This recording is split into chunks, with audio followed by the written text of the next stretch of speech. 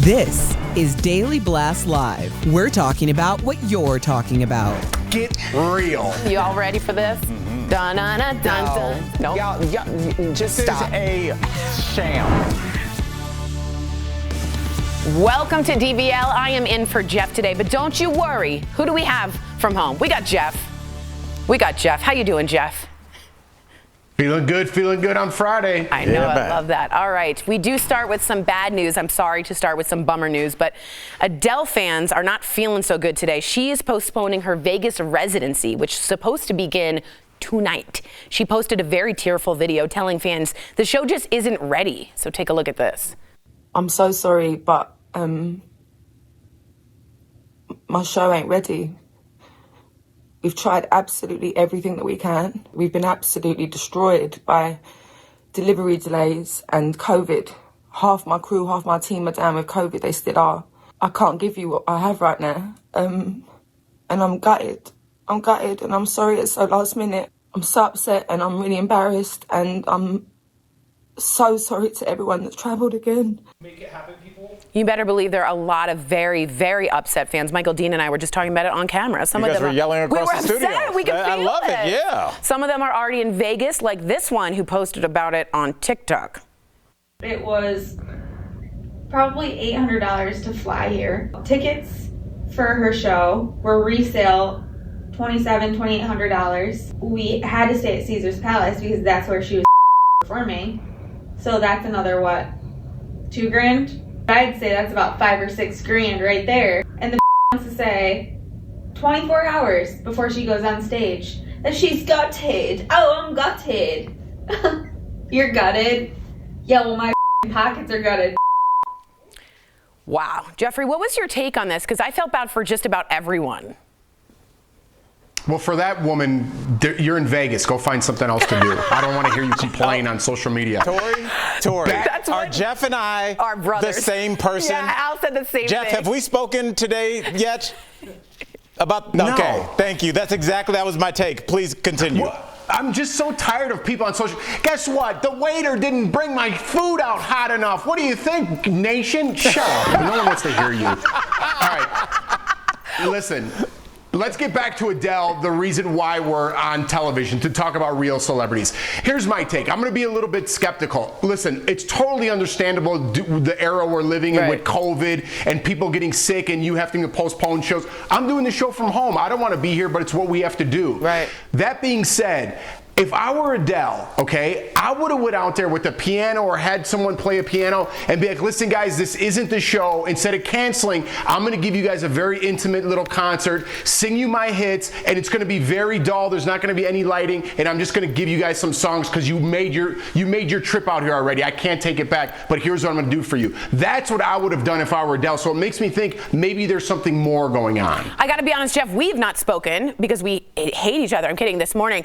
But we don't speak at all. We never speak. God forbid, first off. But I will say, I thought the exact same thing. People didn't come for the lights. They came specific. It's not like Britney. They came for her voice. So why not do like an MTV Unplugged, put a carpet down, put some candles on it, and play your hits so that people can at least feel like they got to hear your voice. That is why they came. So I completely agree with you.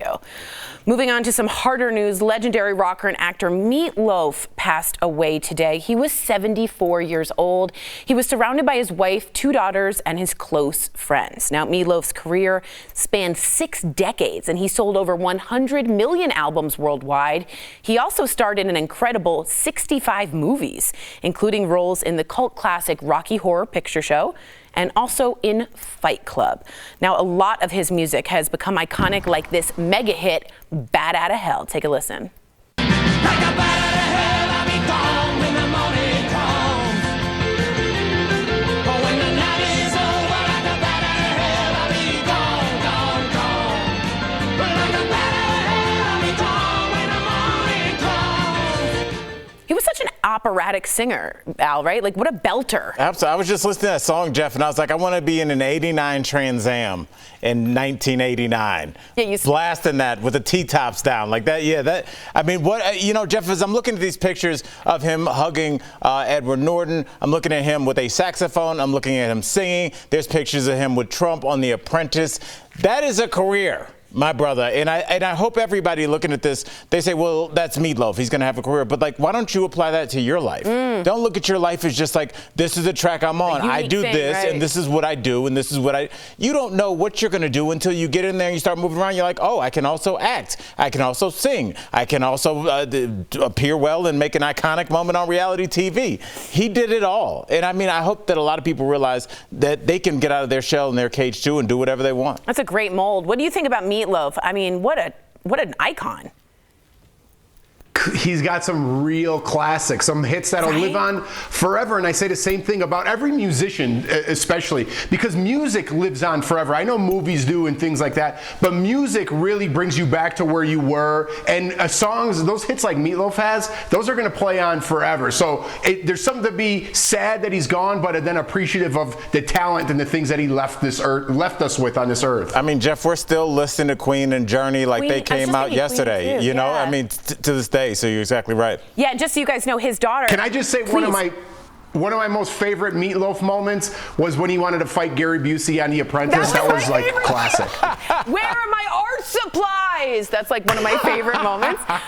His daughter, Amanda Day, went to my camp, and she played Ursula in Little Mermaid, and I was Scuttle, the seagull, and Meatloaf flew out on a private plane to see this, like, crappy little camp version, and it was lovely, and I got to meet him, and he was really kind. That's really cool. That's my Meatloaf story. All right, there's another I'm sure he remembered that. He did. He told me. Another loss this time. Oh, this one hurts even more, to the world of comedy. Louis Anderson has died after a battle with blood cancer.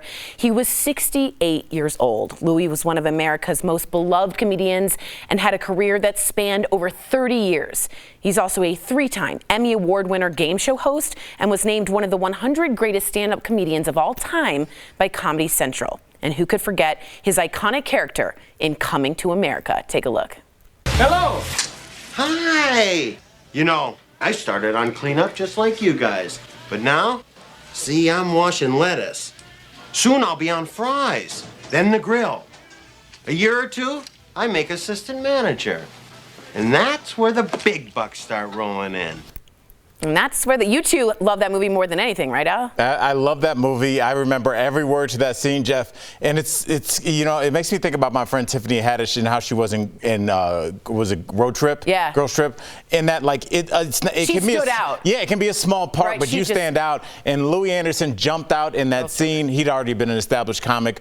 But from there, Jeff, almost like Meatloaf, so analogous, did so many different things right up until the end of his career. In the middle of that career, he put a young Al Jackson on the Showtime comedy special. So he's a friend of the show. Yes, he did. He's a friend of the show. Great guy, and just like somebody we should all be so lucky to have a career so illustrious. What do you think, Jeff? Yeah, I mean, you know, there's a couple artists, actors, comedians that I remember from my childhood because my parents really loved them.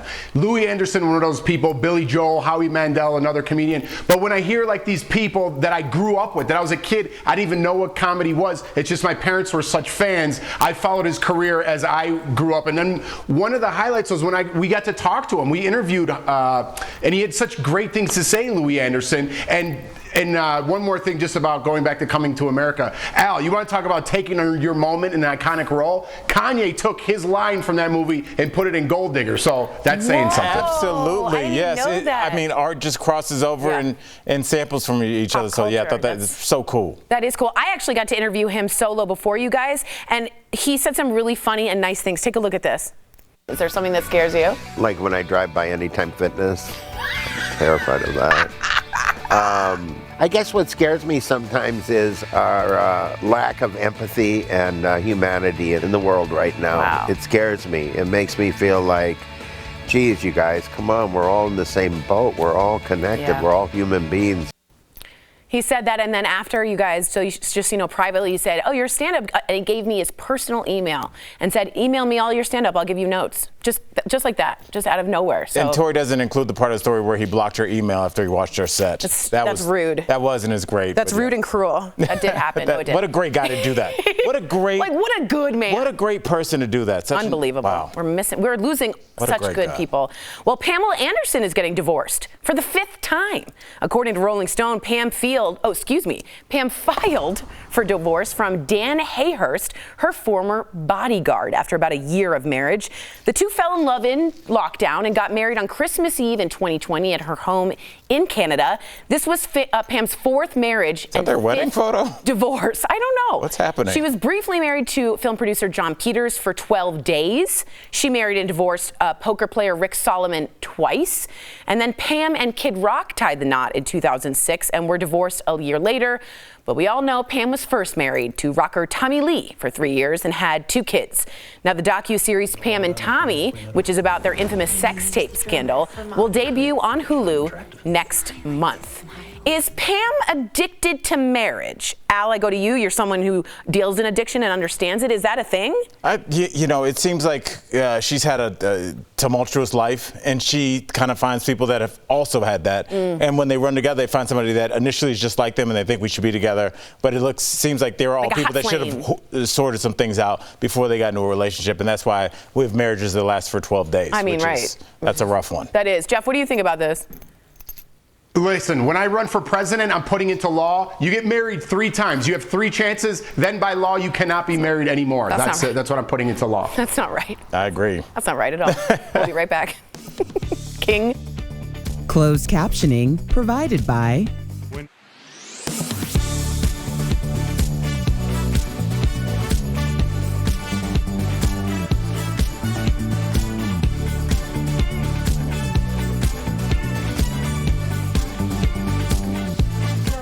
You know what's weird, you guys, is that Pam and we've talked about this, but I still think it's weird. Pam and Tommy Lee, the Hulu docuseries, which I predict Al will do incredibly well. Never got permission from Pamela Anderson and Tommy Lee to do it, and they don't need it because it's a public event, and they chose to be public figures, and you can't sue for defamation, and you need a much higher scrutiny to sue. So I just think it's weird. She's gonna have to watch herself in a sex tape. I don't know. I don't think it's weird. I think it's her kids. But I mean, I just feel bad for her too. That's kind I of don't weird. know if sex tapes are as big a deal as They're they used to not be. anymore. But it's nostalgic. But clearly that resonated. Woo! Because it's always, in a weird way, it's almost like if you look at like the podcasts that are big now, they were a lot of people that were first. Yeah. And like the sex tapes, people remember Kim and Pam. Pam and Tommy, and then Paris. Oh, Paris, those 3. And I mean, those people are still kind of famous because of that. And like now you don't really hear about them as much. I'm sure they're still being made. But it's interesting how it was such a new genre that even years later, decades later, the idea of a sex tape, which my kids wouldn't even know what a tape was. VHS tape. Yeah, You so know it's. what a VHS is? Okay. You know what a VHS tape is? Have you ever held one? Yeah, I have the Rugrats. Oh yeah. How much time do we have left? Like, I don't know. oh, okay. I'll just tell the story. Tell the story. But my friend's mom used to duplicate tapes from Blockbuster, but there was no Google, so there was no spell check, so the movies and the stars' names were just it was like no one knew anything till like 2004. You could Google anything. I remember she had Set It Off with Queen Latifah and Jada Pinkett, but she just had Jane Puckett. Instead of Jada Pinkett.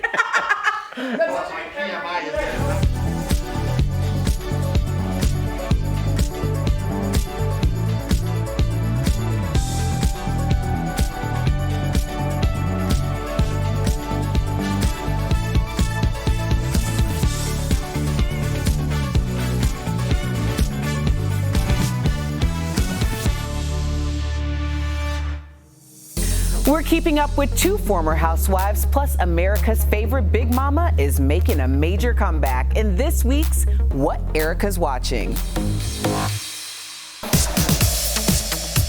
First up, if anyone can survive the Big Brother house, it would be a Bravo housewife. Am I right? And Erica Jane from Beverly Hills is rumored to be joining the Big Brother cast. But maybe I spoke too soon, because word on the street is that Tiffany Pollard from I Love New York might be one of her housemates.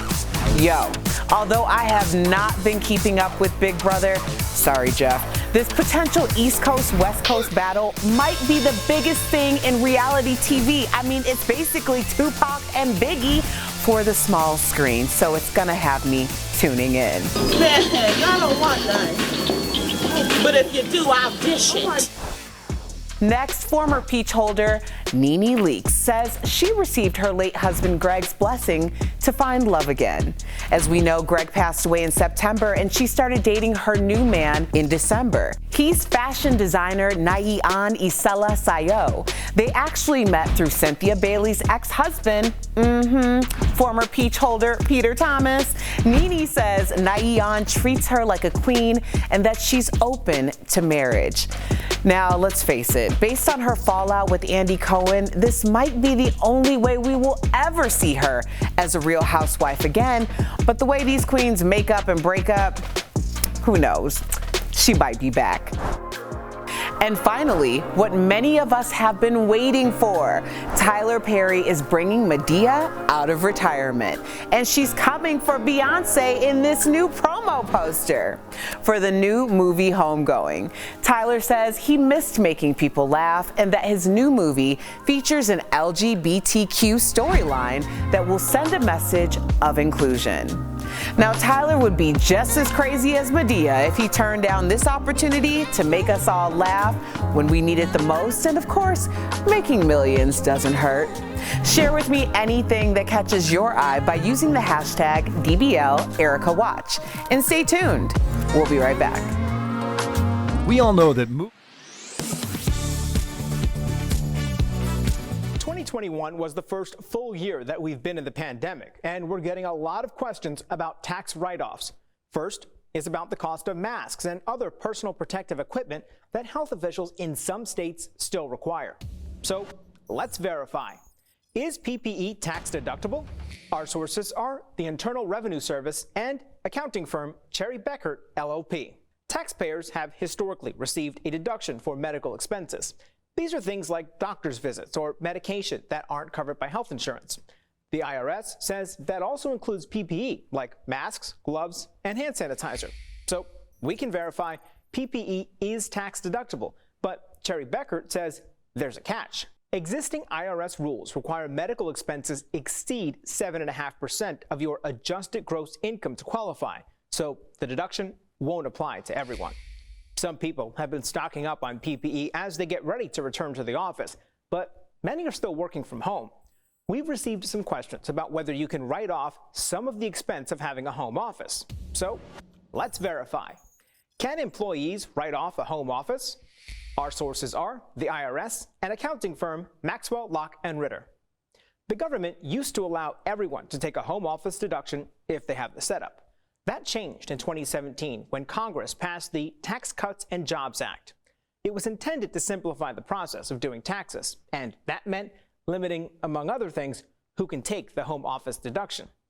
The IRS warns only self-employed people, independent contractors, and people working in the gig economy now qualify. Basically, Maxwell, Locke & Ritter explains, if you get a W-2, then you don't get the deduction. So it's false that employees can write off a home office on their taxes, although self-employed people or contractors still can. Welcome back to DBL. You may know him from the hit show Criminal Minds, like my mother, who's obsessed, or his role from The Godfather Part 3, or The Simpsons, Fat Tony, my favorite. Earlier, we sat with the great Joe Mantegna to chat about his all-new Amazon Prime series, As You See It, and he told us specifically why this show hits so close to home. Take a look. Joe Mantegna, welcome to DBL. We're going to talk about your new show, As We See It, but first, you were really close with the late Bob Saget, and we are just so sorry for your loss. We've spoken about it a lot on the show and what a good person he was. Can you tell our audience a little bit what it was like working with Bob and what he was like? Well, Bob was, I mean, he is what you probably thought he was, which is just a fun guy, just a sweet guy. I mean, I first met him, we did this movie with Richard Pryor many years ago. It was like 1986, 87. And we stayed friends all during that time. And look, I've been in this business over 50 years, and you don't always make friends with every single person you work with. It would be impossible. I've worked with thousands and thousands of actors, but there's some along the way that you maintain a relationship with, and he was one of those guys that was very easy to keep that relationship up with. And I probably talked to him maybe a month or so before he passed, and I'm just pleased and thrilled and appreciative that he was part of my life for as long as he was, and God bless Bob Saget. He was a dear friend, and I'll miss him. Amen. Yeah, I mean, just what the really cool part about the story that you're telling is, like, you guys were friends. For myself, as a young comic starting out in Miami, I would open up for all the big headliners, and I met him, and I remember being in the green room when he was on stage, and I was like, why is he being so nice to me? Like, he was so nice. It was like, I couldn't believe that somebody could be that famous and that nice. So yes, he was cool with his friends clearly, and with people that were just fans of him as an entertainer and as a person. So I'm glad we talked about that. Let's talk about one of your most well-known shows. Of course, I'm talking about Criminal Minds. People love it. So many women in my family love it. You have no idea. So they need to know, are you still in touch with the cast, and are there any plans for a reunion? Well, yes and maybe. Yeah. So in other words, yes, we're always in touch. I mean, we stayed pretty close. So that we have like a thread that when I look at my phone, and if I see all these little figures on there, I know it's the CM thread, in other words, and we're all reaching out to each other for whatever it is. We've all stayed pretty close. And in terms of continuing, there has been talk of it. I mean, if it happens, it happens, and if it doesn't, well, so be it. But there certainly has been some discussions about it. And I would say there is that possibility, so we'll see. Oh, God. My mom's like, please. All right, let's talk about As We See It. Tell us a little bit about the show and also about your character, Lou. Do you want your dad to be supporting you forever? Yes. I have cancer, Jack. I need to know you're going to be okay. Well, this is when I first read this pilot script, I read it and thought to myself, this is one of the finest things I've ever read in terms of a script. What I love about it is, look, I know what it's like. I'm a parent with a child with autism. My daughter's going to be 35 years old, so we've lived with this a long time. And there's as much humor as there is, seriousness. It runs the gamut. So when people see the show, they'll see that it's not one just thing. It's what the world is like, seen through the eyes of people on the spectrum, and also the world that they have to inhabit, which the rest of us. As you see, Al, you can speak to that, right? I was going to just say really quickly, we got to run, but as a parent, I feel a bond with you because I too am a proud parent of a child with autism, and he is the center of our universe. So I think you and I both know how special people on the spectrum are and how much joy they bring to your life. So I appreciate this series, and I can't wait to watch it. Mm-hmm. Oh yeah, I think you're going to love it. It's really, really, really done well, and you'll see. Can't wait for this. All right. As We See It is now on Amazon Prime Video. Joe, it's like amazing to talk to you. I'm trying to be cool about it, but I'm freaking out inside. Thank you so much for chatting with us. We will be right back, sir. Thanks, Appreciate your time. My pleasure. Thank you. Promotional consideration is brought to you by It's a game of numbers, and those numbers can vary depending on who you talk to. Now, lots of questions come with the anxiety of trying to get the best credit score. So let's let the experts weigh in to answer the question. Does checking your credit negatively impact your credit score? Our sources for this are experienced Senior Director Rod Griffin and Beaumont-based Mortgage Loan Office for Roy West team of Guild Mortgage, Zach Stiles. No, it doesn't. You can check your credit report and your credit score as often as you like. It will not hurt your credit scores or your credit history. That was almost too easy. The first pull is the hard pull. And then oftentimes, again, that's going to be the one that can, impact the score a little bit. Wait, what? If you applied for credit, they're going to check your report. That would post what we call a hard inquiry, which is a record that someone's looked at your report in response to an application. That can have a small effect. When you get your own credit report and score, we do add what we call a soft inquiry, which is just a record that you've asked for your own report, so you have that information there. So this is where a lot of people get confused. So let's simplify it. Checking your credit does not hurt your credit score, but applying for credit can, like when you're applying for a mortgage loan. I try to say, hey, look, it's a necessary evil, quote unquote, that we need to pull your credit. We have to do it. We can't close a loan without doing it. So what if you absolutely have to check your credit? How can you then be sure that you're still in good standing? If you enroll in a monitoring service like Experian, that's probably one of the best ways to check your report and score, because you get a free report and a free score and the risk factors that go with it. And any of the major credit bureaus, TransUnion, Equifax, or even Experian, will let you check your credit as often as you feel necessary. You should check your credit report and your scores once a year at a minimum. If you're really concerned, or you've had issues with identity theft, or you're working on improving your credit, maybe planning to get a mortgage and buy a home, you might want to check it more often. That's where those free monitoring services can be helpful. Both Rod and Zach recommend paying your bills on time, every time, and keeping your credit card balances low to get and keep that coveted perfect score. The other thing I tell people is that, when you're dating someone, spontaneity can be exciting and interesting. Bankers hate spontaneity. To them, boring, consistent, and dull is extremely sexy. So be boring and consistent and dull. You'll have good credit scores. So we can verify that checking your credit does not negatively impact your credit score. Rod believes that 3 key steps to live by when talking credit are: 1, get a copy of your credit report and the risk factors that go along with it. 2, use the tools that are available today to help boost your credit score, like Experian Boost. And 3, be patient and be consistent. If you have something you want us to verify, send us a message to our email, verify@12newsnow.com, or message us on one of our social media accounts. For your Verify, Letitia Cahey, 12 News.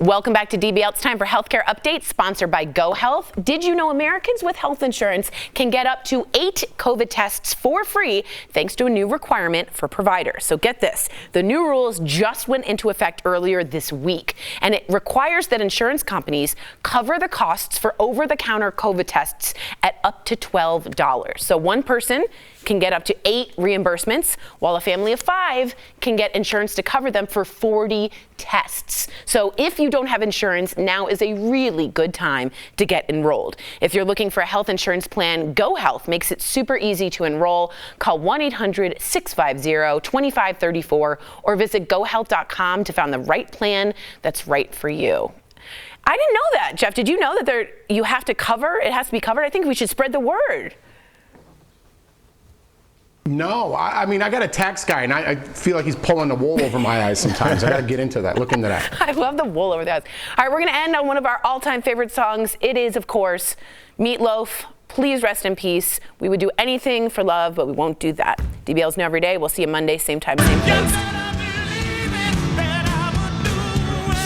Anything for love, and I'll be there till the final act.